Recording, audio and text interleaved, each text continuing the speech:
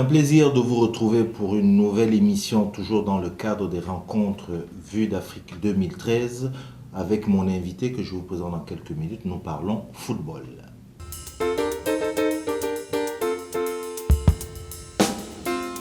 Voilà, comme promis, nous parlons football. Vous le voyez, je commence par vous montrer notre maillot. C'est mon invité aujourd'hui, c'est Alain Fongué, qui est le réalisateur de ce magnifique bijou, Roger Mila, Les 4 vies d'une légende. Bonjour Alain. Bonjour Cyril. Merci d'être venu nous parler de ça. On va directement aller dans... Je vais utiliser le langage que aime le patron de cette émission. On va directement aller dans la jam. Roger Mila, Les 4 vies d'une légende. Les 4 vies de Roger Mila, c'est quoi? Les 4 vies de Roger Mila, c'est d'abord la première vie, c'est son enfance, sa naissance à Yaoundé en 52. La deuxième vie, c'est sa vie de footballeur. Et la troisième vie, c'est sa vie privée. Et enfin, la quatrième, c'est sa vie d'ambassadeur itinérant qu'il est aujourd'hui. Alain Fongué, qu'est-ce qui vous fait vous lever un matin et vous dire je vais faire un documentaire sur Roger Mila? D'abord, c'est parce que sur la place au Cameroun, personne n'y avait pensé, malgré que c'est quelqu'un qui a fait beaucoup pour le Cameroun. Il a fait vibrer le Cameroun en 90. Personne n'avait pensé à faire un film sur lui. Donc nous, avec des amis, on a dit on peut le faire. Voilà. Alors, je sais que vous êtes évidemment derrière la caméra, mais le football, comme tout Camerounais, ou parce que quelque part vous avez joué au foot, ou vous étiez attiré particulièrement par ça? Non, surtout parce que je suis un jeune qui a vécu, je suis de la génération qui était en plein dans la Coupe du Monde 90. Et c'est quelqu'un qui nous a vraiment fait vibrer au Cameroun. On a vibré lors de cette Coupe du Monde 90, grâce à Roger Mila. J'ai vu le film, vous êtes allé chercher des images folles dans des années pas possibles. C'est vrai que je ne connaissais pas. Est-ce que vous-même, pendant le tournage, vous redécouvrez ou vous découvrez Roger Mila? Oui, énormément. Je l'ai découvert pendant le tournage. Surtout ses frères que personne n'avait jamais montré. On les connaît. Même au Cameroun, on ne connaît pas ses frères. Et parce qu'ils n'ont pas le même nom. Ils n'ont pas le nom Mila, en fait. Voilà, ils n'ont pas le même nom, mais ils ont quand même le nom Mo. Oui, voilà. Mo qui est le nom du père, le nom Mo. Parce qu'en fait, Roger Mila, il s'appelle Roger Mo. Il s'appelle Mila Mo, Albert Roger. Donc le Mo, c'est le nom du père, mais les autres frères ont quand même le nom Mo, en dehors de Edianguet, de Jacques qui n'a pas ce nom. Voilà. Mais quand vous regardez quand même le faciès, vous sentez on reconnaît les frères, voilà, on reconnaît. Voilà. Et donc vous étiez en train de dire que vous avez découvert Donc moi aussi, je disais donc moi aussi j'ai découvert ses frères, j'ai découvert une facette de sa vie. J'ai découvert par exemple qu'il est... Non, ça j'ai pas découvert, mais j'ai appris qu'il est veuf 2 fois. Bon, la deuxième femme, on sait quand même qu'elle est morte dans un accident tragique sur la route de Saint-Mélima. Mais la première, on n'avait aucune trace, on n'avait pas d'histoire. Donc c'est lui qui raconte en fait cette histoire de cette femme qui est morte d'abord, qui est décédée de maladie, et ensuite le deuxième décès, et enfin le troisième mariage. Combien de temps pour faire ce film documentaire? Le film, il nous a pris à peu près 2 ans. 2 ans, mais pas en continu, parce que c'est quelqu'un qui a un emploi de temps très chargé. Et vous pouvez commencer une interview, on l'appelle à la présidence et il vous dit, bon voilà, on va continuer dans 2 semaines. Donc, ça nous a pris 2 ans pour tourner le film. Mais au cumul comme ça, je veux dire, mettre jour après jour, ça a pris à peu près 45 à 50 jours. Quand vous lui avez présenté le projet, parce que je vois... Mila tel qu'on le connaît, vous arrivez, il y a eu de très grands cinéastes bien avant vous, mais vous arrivez, comme ça vous lui dites, bon ben voilà, Roger Mila, je suis un jeune cinéaste, j'aimerais faire... Comment il vous accueille? Comment il a pris le projet? Alors, j'étais très surpris, parce que quand j'y allais avec un ami qui s'appelle François Ayondi, on avait énormément d'appréhension, on ne savait pas comment ça allait se passer. Et heureusement, quand on est arrivé, il a adhéré au projet, il a dit bon, on y va. Et puis il a mis de son temps. Aussi simplement. Il nous a dit qu'il y avait, à l'époque, quand il était à Montpellier, il y avait un Européen qui a voulu faire un film, et il a même commencé des images, mais ça fait des années, et puis il avait été déçu, il avait laissé tomber parce qu'il ne savait pas où est passé le projet. Okay. Donc il était très surpris que ce soit des jeunes Camerounais qui viennent, qui disent que bon, on veut faire un film sur vous, Excellence, parce qu'on l'appelle Excellence, il est quand même ambassadeur, et on lui a donné tout son respect, et c'est vrai que ça a été difficile, parce qu'il y a des jours où on a voulu tourner, par exemple au stade, on est arrivé au stade et Quoi, lui, Stade Amadou Ahidjo, oui, et lui, il est en cours de route, on l'appelle à la présidence, il doit aller gérer les problèmes, donc nous on est là, on plante les carottes, on attend, mais c'était avec un grand plaisir d'attendre un grand, et au bout, on a eu le Graal, on a eu ce qu'on voulait. Oui, tout à fait. Est-ce qu'il y a eu des tabous? Il vous a dit, bon, on ne va pas parler de telle chose? Non. Parce qu'a priori, c'est vrai qu'on regarde, non, quand même non, du tout. Même quand on a fait le visionnage, la projection chez lui, il a validé le film. Il a dit, je crois qu'il a eu une larme. Il a eu une larme quand, notamment au passage de sa vie privée avec ses épouses, et notamment avec Evelyne, qu'il aimait beaucoup et que tout le monde aimait d'ailleurs. Il a eu une larme. Ça, c'est son épouse qui est morte dans un accident. Oui, dans un accident, voilà. Il a eu une larme et il était très ému, en fait. Et il accueille le visionnage. Est-ce qu'il y a déjà eu diffusion au niveau du Cameroun dans des cercles plus larges? Je sais qu'il n'y a pas encore eu la grand public. Voilà. Non, le film en lui-même n'est même pas encore sorti. Il n'est pas parce encore que sorti. Oui, c'est une exclue, là. Oui, c'est une exclue.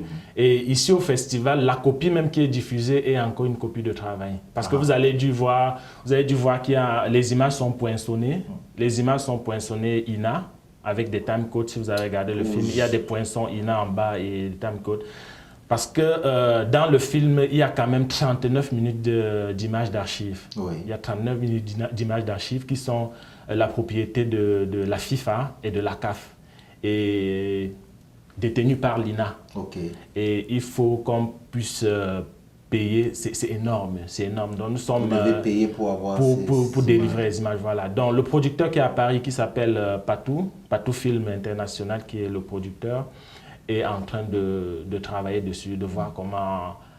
Parce que je ne sais pas, bon, ça c'est lui qui peut vous parler. Est-ce que c'est un Camerounais? C'est un Camerounais, Patou Film, oui, c'est Patou Film, c'est un Camerounais, oui. Je veux dire que c'est lui qui est venu porter le projet, parce que nous, on était un peu déjà abattus au niveau de Cameroun. Vous savez, quand on produit au niveau de Cameroun, on reste au niveau de Cameroun, ça n'avance pas. Donc lui, il est venu, il a vu le projet, et puis il a adhéré, il a dit, bon, il prend le projet. Et c'est grâce à lui si on a une visibilité comme dans des plateformes comme Vue d'Afrique aujourd'hui à Montréal et ailleurs aussi, FESPACO, Cannes, voilà. Et vous espérez pouvoir que tout ça pourrait se régler pour quand? On va dire comme cette année.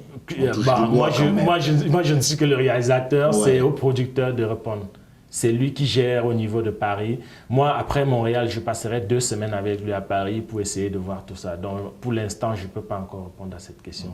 Voilà. Mais ça, je peux vous dire, après le passage que là, vous êtes en train de faire sur Ndiangui TV, là, vous n'avez plus le choix. Il faut que ce film-là sorte. Il faut qu'on le voit, là. Il va sortir. Ah ouais? Il va sortir. Okay, parce que il va sortir. Le producteur se bat pour ça. Oui, là, vous êtes sûr que tous les Camerounais, tous les fans de Mila en dehors du Cameroun, il faut voir ce film parce qu'il y a quand même des choses... C'est vrai, nous, on a la chance de le voir plutôt dans les projections précédentes, dans le cadre du festival, mais c'est quelque chose à voir. Là, vous avez travaillé, on va finir avec ça. Alain, vous avez travaillé sur ce film-là.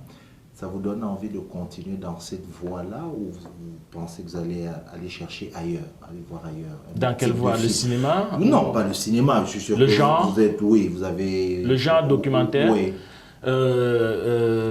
Honoré, le réalisateur de cette émission, me connaît, il le sait. On a beaucoup roulé notre boss au Cameroun et il sait que moi, je suis très documentaire. Okay. Je suis très doc.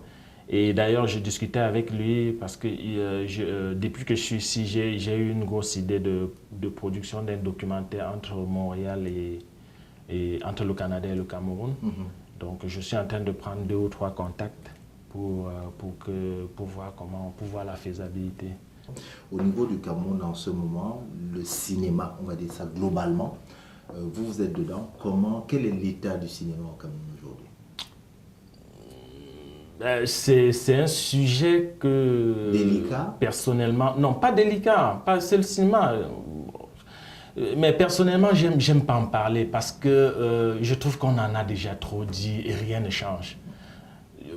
Les gens ont parlé, tout le monde en parle, parce que c'est quand même difficile. Moi, hier, j'ai discuté avec des invités qui sont ici à Montréal et quelqu'un me disait, comment vous faites?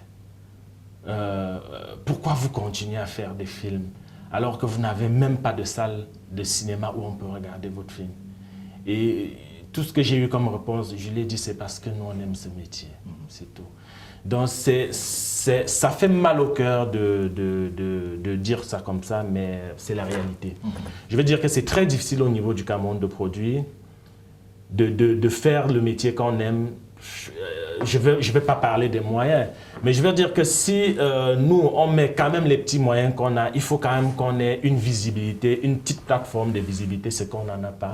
Si on n'a pas la chance de venir dans les festivals comme ici, ou bien si on n'a pas la chance de croiser la route d'un producteur comme Patou, qui peut prendre votre projet à bras le corps pour dire qu'il essaye de trouver des plateformes pour la visibilité, vous n'êtes rien. Vous n'êtes rien. Vous faites des films et puis vous restez au niveau du Cameroun. Personne ne les regarde et puis ça reste dans les tiroirs. J'ai fait parmi les documentaires qu'on a fait avec Doudou, avec Honoré, on a un documentaire qui a pour titre La Brique d'Or, qui est un très beau documentaire. Peut-être qu'on aura l'occasion de le passer sur Djangui TV, pourquoi pas. Qui est un très beau, je dis bien, je mesure mes mots, un très beau documentaire. Il est tellement beau qu'il est allé au festival de films scientifiques à Ouaga et il a gagné le premier prix, ce qui s'appelle le Mille d'Or. Il a gagné le Mille d'Or à Ouaga. Donc je veux dire que voilà, et personne ne connaît même au Cameroun. Ouais. Moi, je n'ai même pas besoin qu'on connaisse au Cameroun. Moi, je n'ai même pas besoin. D'abord, il le sait, je lui ai appris ça hier. Je n'ai même pas mis ça sur Internet parce que pour moi, ça me fait mal. J'ai même pas mis, j'ai pris le trophée, il est dans mon bureau, je l'ai placé dans mon bureau, c'est ma fierté, je le regarde. Et puis quand les gens entrent, ils regardent, c'est tout. Moi, je n'ai même pas besoin de mentir. Alain Fongué, est-ce que je dois comprendre que la solution ou l'une des solutions, c'est l'extérieur? Que ce soit en termes de production, de trouver des producteurs, ou que ce soit en termes d'exercer son art, où on a des gens, des producteurs, des réalisateurs, des comédiens. Est-ce qu'il faut sortir? Non, attention, attention.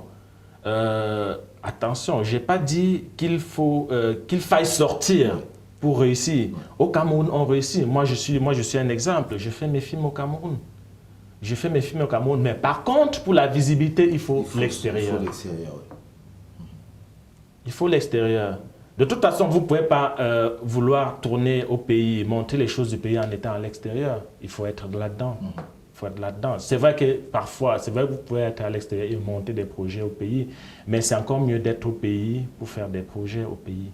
Voilà. De toute façon, ce n'est pas ce qui vous arrête, vous continuez. Non. Non, je ne me décourage pas et j'encourage les jeunes, tous les jeunes qui sont au pays. Il y a beaucoup de jeunes. Il y a 2 qui se sont vus refuser le visa pour venir ici. Mais bon, c'est pas grave, je leur ai dit, on continue de travailler. Il y a beaucoup de jeunes qui ont la fougue, qui ont faim, qui veulent donner. Mais honnêtement, le système ne nous encourage pas. Il faut le dire, ça ne nous encourage pas. Ok. Voilà. Et j'espère que Djangui TV va m'aider à porter ce projet. Oh non, avec ce que vous nous avez déjà dit là, j'ose croire que oui. Et puis bon, vous avez, comme vous avez dit, de l'autre côté de la caméra, c'est Honoré Doudou, donc il n'y a pas de problème. Je sais que là, effectivement, en plein festival comme ça, il y a tout un agenda à suivre. Je vous dis merci beaucoup. Et on va finir en camerounais. Je te dis merci d'être venu vraiment partager ça avec nous. Et puis, comme on dit, je te souhaite tout. Il faut que les gens voient ce film-là. Bravo pour le travail qui a été accompli. Et puis, par rapport à la suite, on se dit, il n'y a pas de problème, on est ensemble. Il n'y a pas de problème, mon frère, on est ensemble. J'invite tout le monde à venir ce soir, je ne sais pas si c'est en live, ce soir à 18h, regarder le film au cinéma L'Excentrice, et dimanche aussi à 18h.